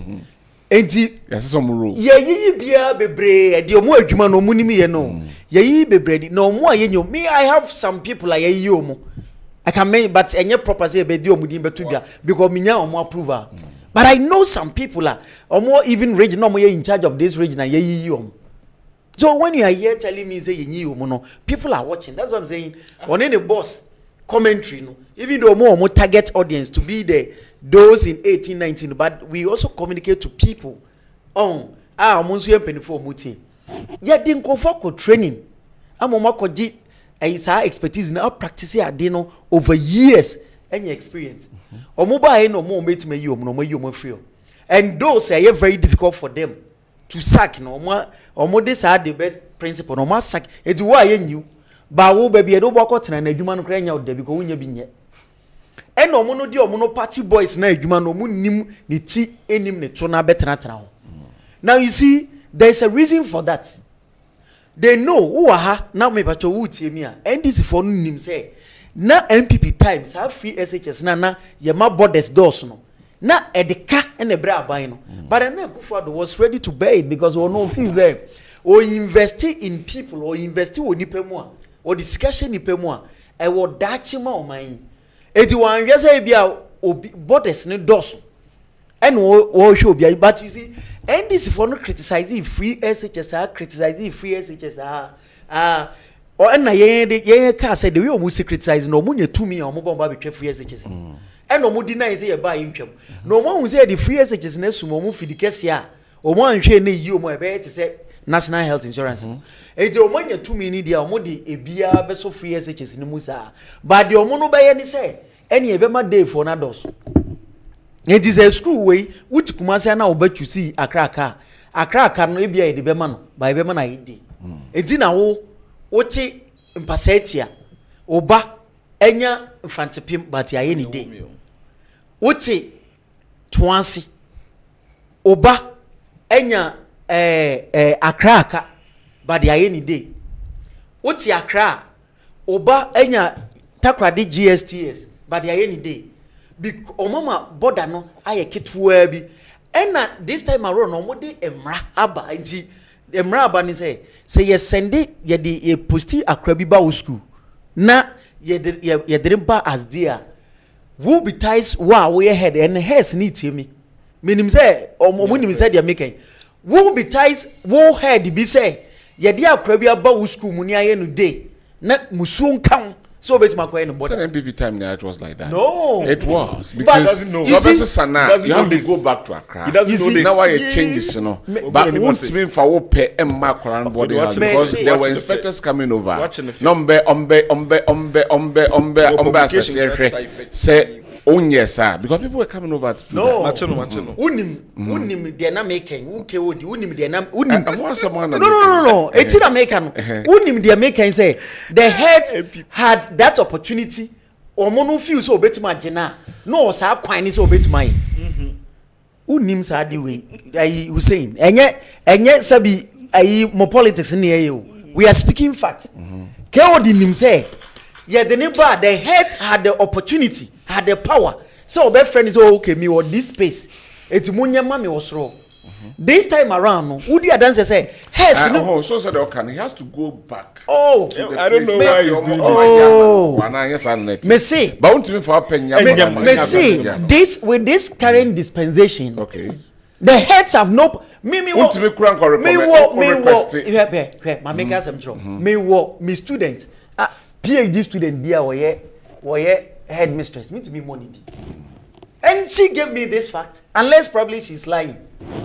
I have a PhD student. I don't know your headmistress. I'll me this fact. Unless probably you know certain things I do not know. Okay. But I'm telling you fact. Heads now I can't hear me. You see the MPP time no. Now but you had the power. Now what to me say ubet magajen say me this space. And kwana mo de ma me no magye o mo menye ba bia mo matena. But me so me was space be a 200 bi monye mami. I am putting on record say unless say the nipa nka kire me no me boa oboa and e ba critical I can make my body panidi. Bonidi. Enwu hia. Me ba jawa say enwu hia. But they know did I make us say mo no woni o boss no mo communicate here you have your target audience. It's in a mon social media. Yes, but you see the reality is that has no needs her 2 minutes print. To the extent says he says open we are unless also system no subio echo to see school for fronti for example me say my prempe near you there prempe head na ni kwan ni to me say obet my year border o just say open we are just a cycle system no subio ko first school kito bi o self placement na unya border na ko system no so as border and sana head no just to complicate the whole system. Okay. Okay. Because the NDC government, a car, a better boarding system, no. And no free SHS in the Yankee, but Obano Obeko Day. Because Onimse or ye Nipadona Manako Eco boarding house are buying to me, and that is what I'm complaining. You see, and what you are saying, most of the boarding schools in Kebe empty. Was it Kebe empty? Was it Kebe? No. You see, empty. But na me no nyane o manmua. Now what about more complaining so me waha me bani jusu akra ka ya any day. And hold on. This time not also. But in your time it was also there. Just as that but this time adoso. So let's look at say Abia solution. Nipana etihono na possibly Abia changes in a buy enti. Womo enhu system nesu ye amanabasa. We're looking at the review. Is it proper to review? And now say polyparty no, and I say this for a ban. Omu system no so na manabasa. Yes. They make catch you na makacho say Ghana hana e won. Politician will to me the ABBA or mine. All right. But what they say. And me no reason why they say day 7 adoso. Okay. That is what I'm giving you the reason behind what I'm doing. For them to do that, they needed to change all the experts. More control room near dinner. And almost sans uncle for Nina. Omu be this uncle for Nibi. Now after that, no. Omu ma may border, no matter boka until may day. That is what is happening. Okay. Unless you have different information. Okay. But maybe if you say, and maybe cousin. And this for yes, I did not have your a reviewer. It's not a matter of review, a matter of the willingness of the government to say, Minsumi, you're ready, said the MPP are buying share and cofono. Minsuma ba me to us, member the Padomna boarding house. Maybe I just say, and yeah, hunter communication, but these are realities. I person a man comfort say, Minister, are you ready? So, obey money pa and Kwana do na boarding house. He has that power. He has that key. so bit mama omo anom ye omo ade no hunim de no me wakoye no ma students ne do na boarding house. But you see, as a politician, asamna baka awofo complaining edigade na nkobeka enipa no ka kire wo say ti o enipa no ka kire say me de me ba no ko akraka meti mpasatia ya ye ni day wo tumi no eno it take you 1 year as an obey review na unyenwe ne de nesi. That is what I'm saying. The government or the minister has the power to do whatever he wants to do. So person we are and you know one say it's just a call away. So be catch nipa no ten say oh akwa we dey ye den hwe na ye ma no. Na wo si umeye review no akwa na won paseti ya na wa ma na kraka na wa ye ni day no. Unye review ni nye unti committee no wonte na say 8 months 9 months na dey nesi. Meanwhile per result enti saa kasa no ne saa ne yoye no ya ade aye de mitigate abufo de tonsogu awofo ne temamufo abufo aba wo ye dwuma ya anye ne ye ntia oba is buying time. That's the only thing. Na asamosi nese wo tumi ni say ade no betima ya amamia wo say mamemre me beti ho committee amomo atena so so feel na nie pie see wo your placement no almost done because up to Friday Friday they will be done with the placement. So on your first self placement by Friday asamosi ti wa fe ni wo hu no so afi okotena se na one ne mpanyifo akodwene ho normative committee to review the whole system. Once again, maybe you see it differently in our work say maybe because maybe I have an issue with some of the things he said. So being assist when you're the first choice school. No, I have an issue with that. But being assist when you're first choice because almost the accumulated marks no account. Say be I offer me school be heading. What for grade A school? Na nipa almost pay 1,000. Nipa 1,002 and then 6. How will you get it? You can't get it. Unya. That's true. Unya. Enti ehone they have an issue with him because so being assistant just a change near the first school the first choice no yeah or fire no also unya because being 6 e bia can cumulative records ebomo we ni bomo 550 obi benya 6 obeka ne dia bom no nam 700 you be pick 700 near just 6 no friends 500 no ho ti ehode there I think the minister should come again so be a reviewer fine but there are other issues in there more the politics and that one must be addressed. I mean, that is my concern. You see, issues ben Kewdi Mr. Maminwe me ba platform we so. Ama NDC communicators. We say ono zo onwe. What does it? NDC communicators. Oh, NDC communicators are mission omo. Kwesu. Omo ankasa emma eni omo fase no NDC communicators omo no eze okrado omo so omo ba radio so ni TV so omo mo pani bi edin bio because sa ne ma we no omo nim de ntia obi ntimi nya. You see, why should somebody do it? So nipa no qualifier, let the system grade a person, put him in the school. Oh ti eno ne and no one some ne ye kan sisi ya me say sa wo ye ni anko nim ti adena ba obi no adena ba obi enya kwan ye per result. Ubeye reviewer, you give us solution now. Then in the middle, you service our way. No, that was okay. I'm need a review. Na ma restructure niom. Then enti asebe bentigenu next year. Na yense me ye foforo no. Na nka bia what to niom. I am telling you say next year be worse than this. How? Odi obehu. See nyine wa. On the review no so be ni nyina. Odi obehu say be worse than this because miss enye review bia na be.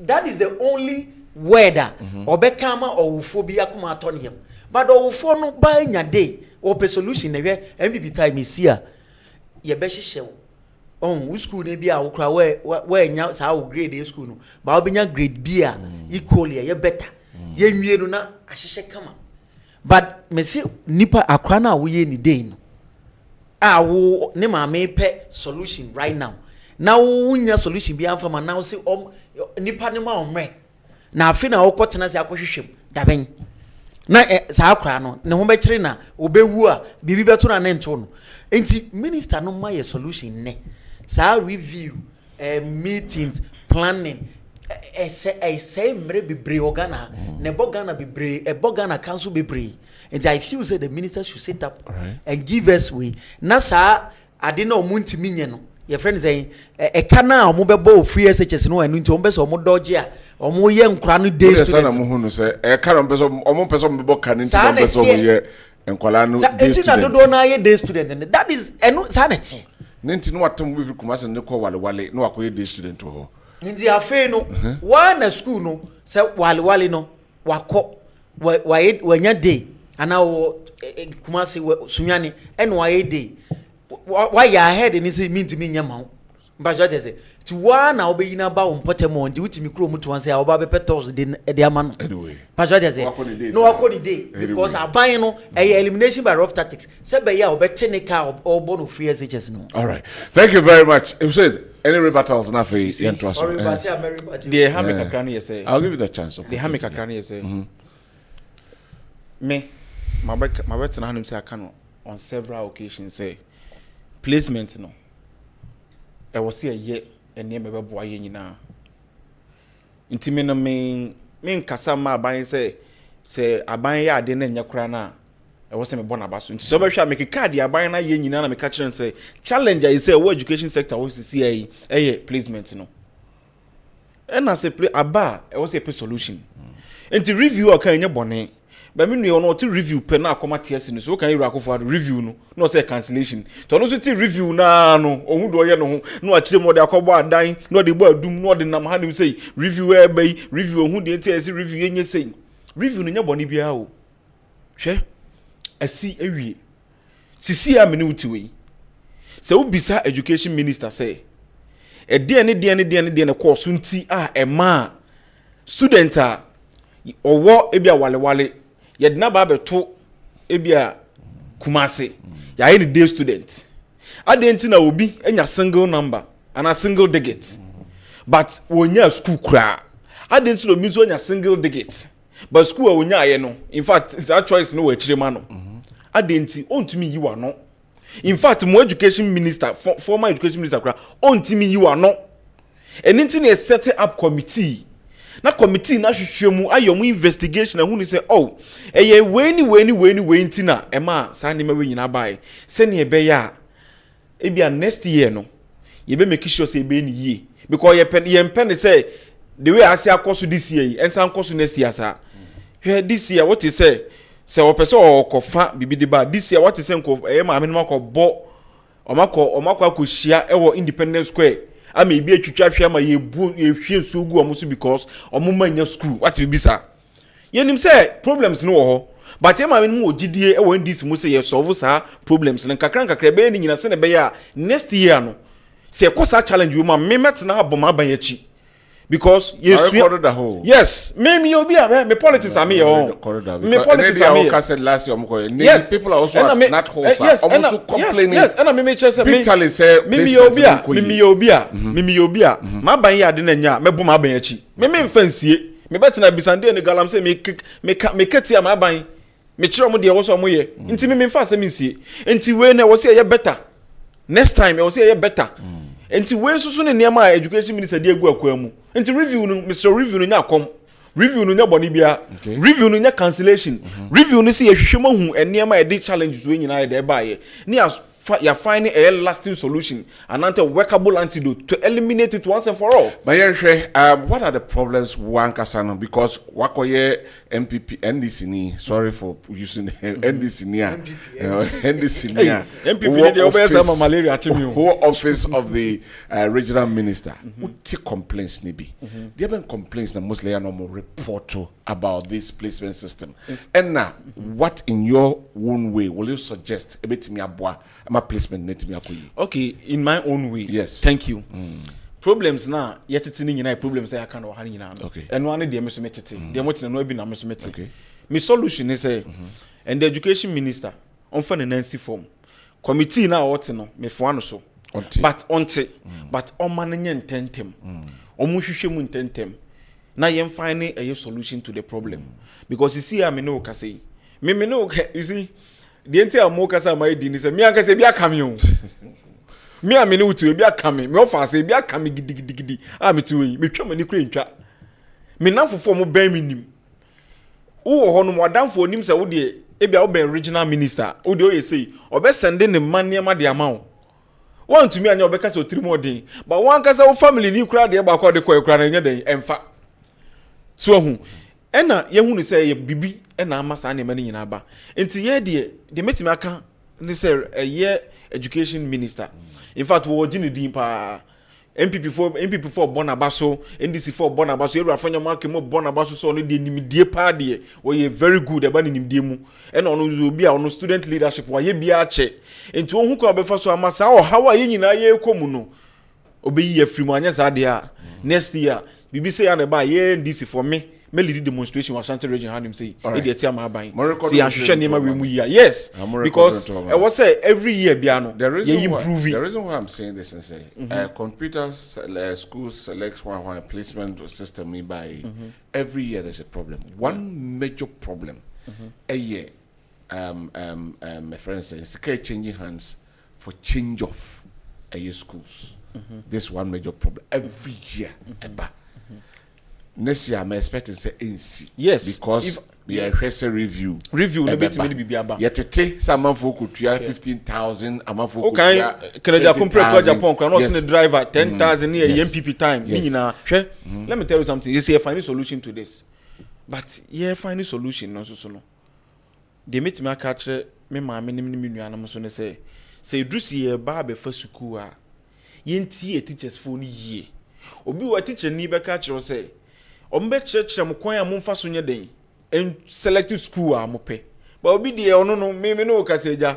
class menya de o master me nko fa course bi ati say let me nko fa menya de o mass science menya de me nim say BC am ko three e bia na nyankopon na beboa me nyankopon na beboa me na matimi anya bia bibi ba wa hwe benya sini di na ukofa e bia science ukofa science wo was na bia upgrade ba na se amfa wa on say ha adwen enti yan hwe yan kasa nsoso ne modern mbo ni enti afutuo free ma amenem ni teachers for no ho in fact when the mama di hu say yewura e Haruna Dusu we serious on say PT aba parent teachers association ya de eboa o because ye ma amenem na o moti fie no so nim ehihye ya o mo de beboa aban no ene eye stakeholders teachers for no na aboa ma ye ma ni nyina nya de o mo pe enti we nyina anya ne ma ye nyina ye embrace na yamboa alright because sa nema we say yan solve a your how e de mayen alright ye ma amini mafibia ye ma amini bebre ye ma amini bebre ye ma amini bebre and na menu so ka say me say because of yenti minti ye rakofo do bra obre yenti na sika otwa sika de she obetima hwe o munti na ofa bebre du mo ko boarding house it is neither here nor there me me desa otwe na adwesi bibi so but na review no akom no da so wo mu nti na wonti means anya dem ba on track to no na mu a but you know one thing NDC aban ni aban a ye ba ya yetimi adwene free SHS for ho yi review na ye kan ye no so on the review ni ba ndem kura ni di yi ye yisika 895 million Ghana cedis feeding ye the man kura no dem no ka say enkura no double track ni ye nkakra ka ye de private SHS be ka ho ene ni review no nti me bisa onti sa review no nya papa no thank you but this is our review na yes I can review na yes I can same review na about education placement no nti eno se be papa my opportunity na minti on so what will you do best what problem so yeah also why a lecturer people will come to you with their problems and what have you problems they akeka ya na eba in your estimation dey na betimi aye aboa ama CSSPS no etimi aye djuma yi then decentralizing even to the district level. What is it? Because what the regional level. By decentralization, if you say, you see, only I hear the ABC region. But for me, I think there's a district be a crowd. It's a brain.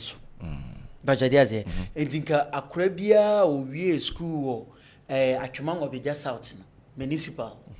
Ni placement once and same dia your office or yes, I didn't. It is a problem crowd to me call directly. Then the expert will do for the person at that level. But you see, Ghana higher pekronobo, we deliberately create bureaucracies. Yenya ye pekronobo bontino. Abanjuma inino, and now politician pekronobo bontino. Or no one cassette me man your mamu yeding. Sebeya wa willingly will miss out, but while the catcher opening them do to me gajens, do we near mammy? So, but you bet my yani of every region, even to the district level. And I think say bibia mubeda fine. Only how. And you watch mango veja, next what you see a year.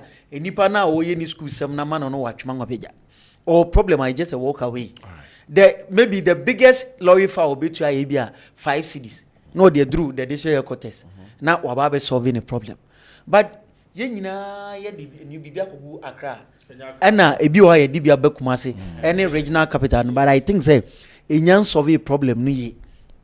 2 yenyi politics ne ntonchen na de no mo musu ehunu no musu aye no ye mo monye neza wo pese hu nipa kra ebedi akoy ana be take over ma nipa ni nsua over time then ebre kono wape kwan bi so ama nipa na take charge ya anwene o man hu a emoa now they will say ni kan nyina de me kan say awofo no de o mo pay result enye de review ni committee no politicians aka ma didi my for no etirimu ayi omo hu say e ma results bia de temamuni no pe so any say obema ne result ade na ope no ekura no wa ma ne light osori esi so or there esi so enso to esi so mbacha dia say eno no wunya nkyeremu wunya committee wunya commentary wunya hwe wa ma ne results de temamuni no ehwehwe no. All right, thank you very much madam Ase men kan me messages Brian Champion